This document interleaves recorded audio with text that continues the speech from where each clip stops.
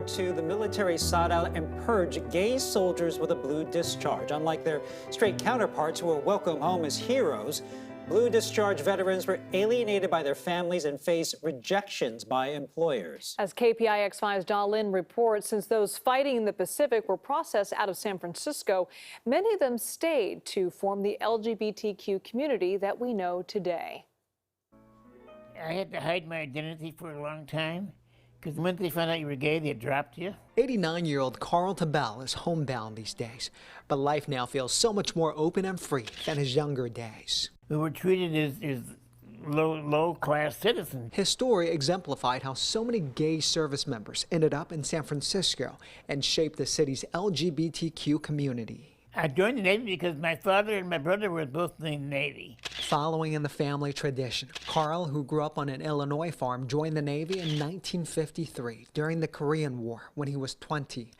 That same year, the Navy kicked him out with a bad conduct discharge after someone outed him as being gay.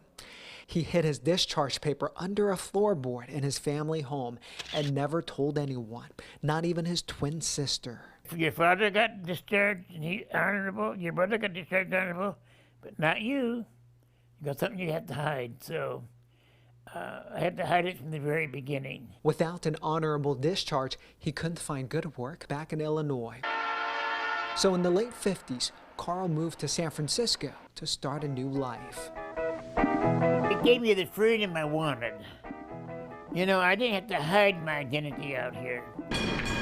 At the time, San Francisco had a growing gay population because of its military installations.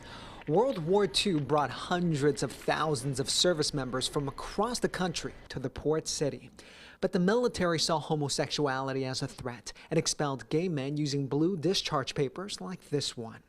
A number of them decided to stay rather than go home and face discrimination.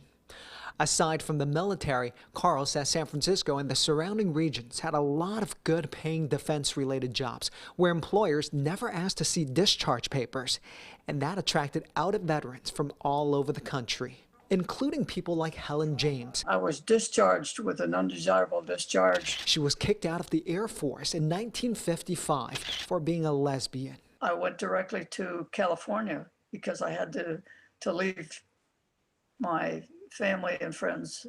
Why was that? I couldn't talk to them, and I was ashamed and embarrassed. In California, they found strength in numbers, acceptance, and new careers. A single, they get us one by one, but together we're a strong group. The story doesn't end there. With the help of attorneys, the military upgraded both Helen and Carl's discharge to honorable more than 6 decades later.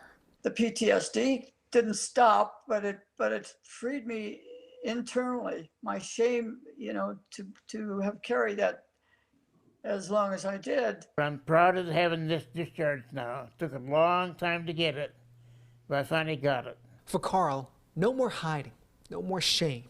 He came out to his surviving relatives. Now that they accept me, I think it's wonderful. In San Francisco, I'm Dawn Lin, KPIX5.